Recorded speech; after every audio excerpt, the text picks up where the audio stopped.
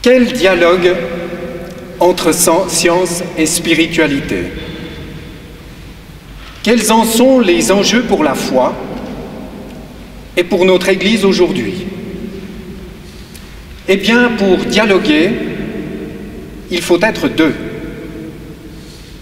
C'est pourquoi nous avons invité le professeur Jacques Besson, médecin psychiatre, intéressé par les relations entre science, santé et spiritualité.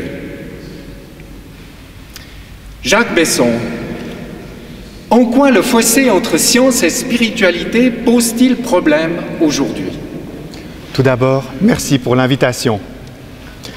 Le fossé entre science et spiritualité se creuse depuis le siècle des Lumières, notamment en réaction aux prétentions abusives de l'Église de détenir des vérités scientifiques.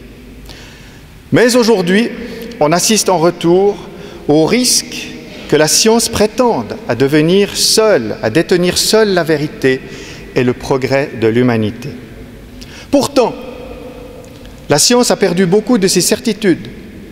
La matière, l'énergie et le temps sont devenus relatifs. L'astrophysique fait apparaître l'énormité de l'inconnu et la physique quantique dessine de l'infiniment complexe. Malgré tout, le monde est présenté à nos contemporains comme une grande machine désenchantée, une matière mécanique subtile. Il en résulte que les individus se sentent abandonnés dans un monde absurde où ils ne trouvent pas le sens de leur vie. Dès lors, la foi chrétienne et l'Église peuvent-elles se passer de la science? À mes yeux, il n'y a pas de foi sans lien à la culture, sauf à vouloir vivre à part, dans sa bulle, sous cloche et en ghetto. Les replis confessionnels et identitaires, le marché libre du religieux, menacent aujourd'hui maintes communautés religieuses. Mais c'est aussi un risque pour la société civile. Dans cette période d'évolution rapide des mentalités, il importe que l'État, le politique, les autorités, les décideurs tendent la main aux communautés religieuses pour qu'elles demeurent des partenaires forts, loyaux, critiques, dans la construction du vivre ensemble et d'une place reconnue à chacun. Pas de foi chrétienne sans culture.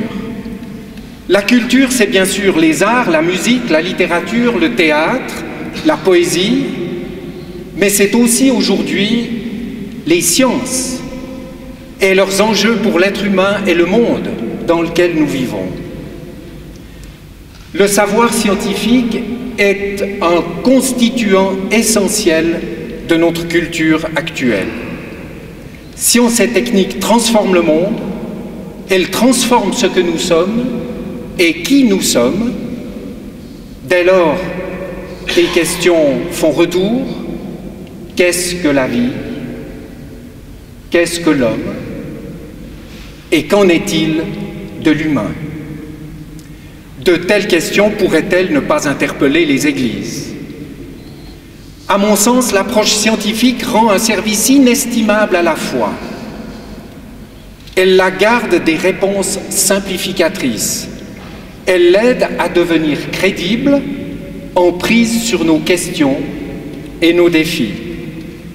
Elle est un garde-fou pour que la foi ne tombe pas dans l'obscurantisme ou l'absurdité. Et la foi, quel peut être son apport à la science? À la science en tant que telle, en tant que démarche explicative du monde, certainement pas grand-chose. La foi n'est pas là pour combler les lacunes de la science, mais aux scientifiques, comme à toute personne sensible et ouverte à ces questions, beaucoup. Elle peut apporter une compréhension globale, ni absolue, ni arbitraire, de sa raison d'être. On demanda un jour au mathématicien roman Ferdinand Gonzette ce que signifiait la foi pour lui. La foi, le croire, répondit-il, c'est ce qu'il faut ajouter à tout pour que tout ne soit pas absurde. Alors, faut-il avoir peur du créationnisme? Le créationnisme, à mes yeux, est une confusion des genres. Il veut faire passer une idée pour scientifique alors que cette idée ne l'est pas.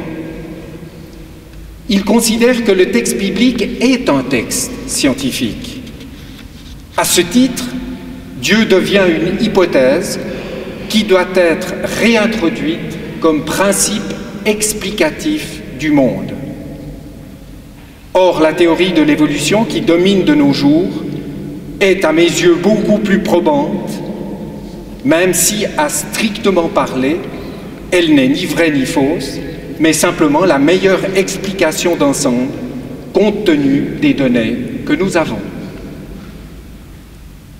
Ce qu'il faut bien voir, cependant, c'est que si la science renonce à l'hypothèse Dieu, cela ne veut pas encore dire que la science conclut que Dieu n'existe pas, ou que cette question est simplement liquidée. Un darwinisme ou un scientisme étroit sont aussi peu scientifiques qu'un créationnisme et un biblicisme dogmatique. Cela veut simplement dire qu'il n'est plus nécessaire d'introduire dans les chaînes explicatives de la réalité le maillon Dieu.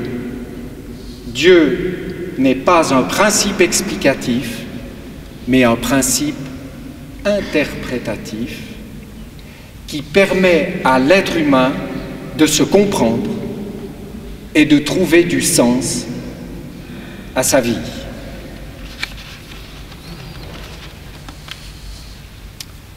On voit donc se dessiner des liens entre science, sens et foi. De nos jours, peut-on dire quelque chose de scientifique à propos de la spiritualité? Oui, il y a l'exemple de la santé mentale.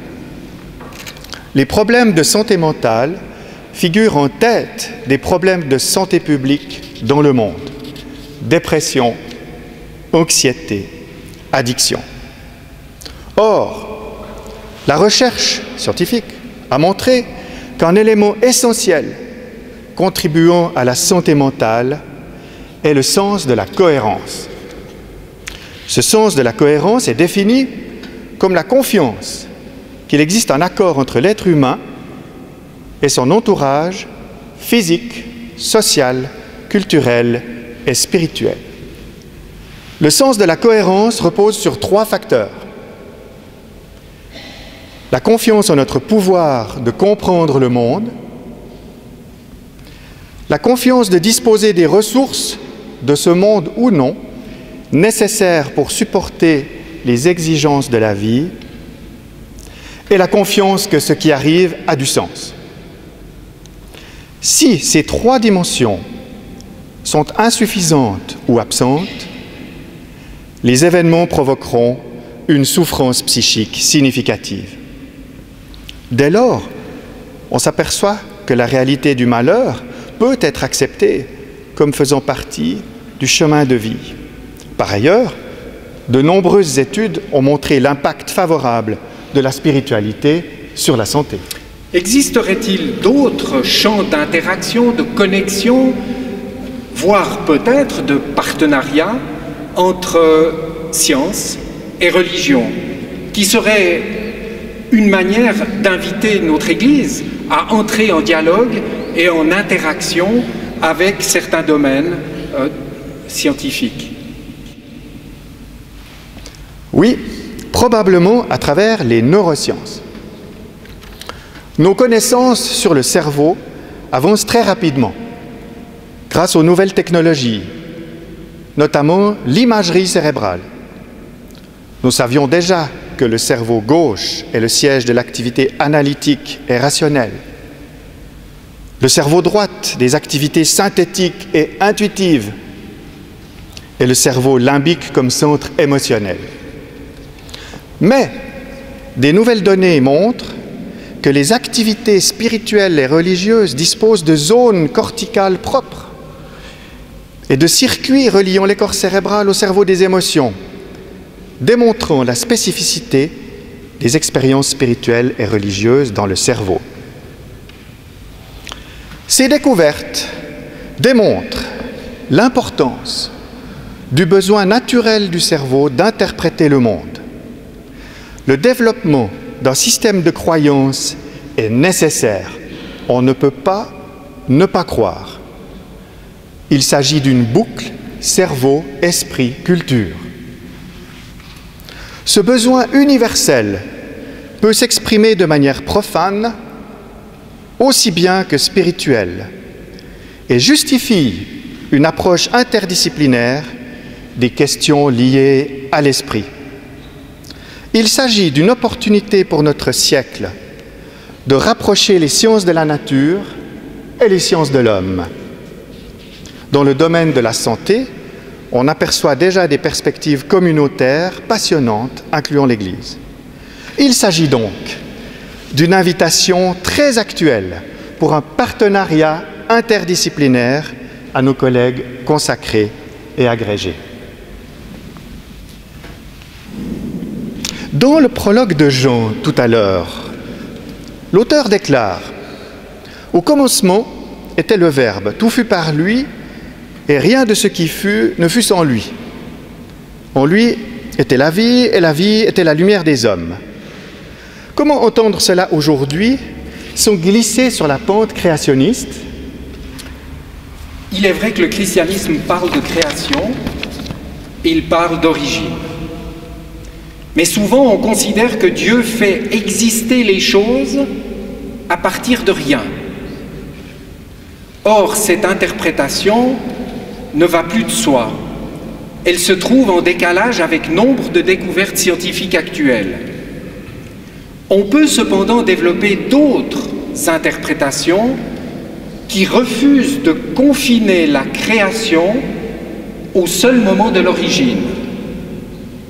La création, dira-t-on alors, est une force créatrice, une présence continue du divin au cœur même du monde et de l'humain, une énergie qui contribue à faire émerger la vie, sans déclarer pour autant que la main de Dieu est évidente, visible, inscrite matériellement dans ce qui est. Dieu ne fait pas les choses, il fait que les choses puissent se faire. L'action divine n'est donc pas une action interventionniste semblable à celle des hommes, elle est ce qui rend possible l'existence et le devenir de ce qui est. Alors, avec quelles incidences spirituelles?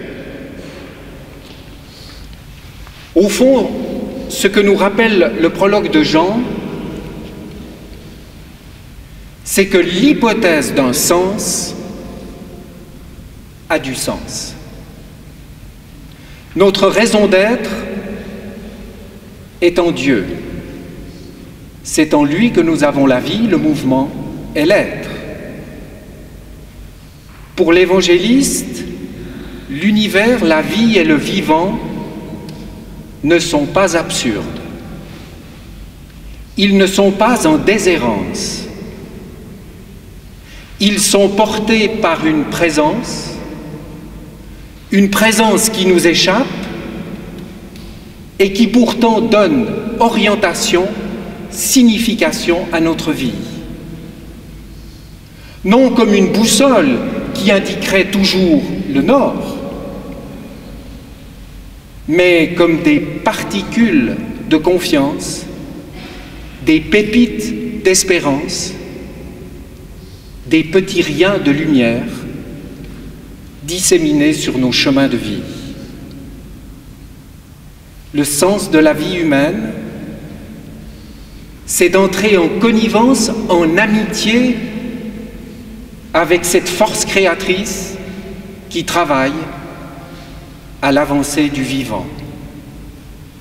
Et croire, c'est alors se mettre au service de l'acte créateur en s'associant à lui pour engendrer la vie par la recherche, la connaissance, par l'émerveillement, la beauté et la bonté.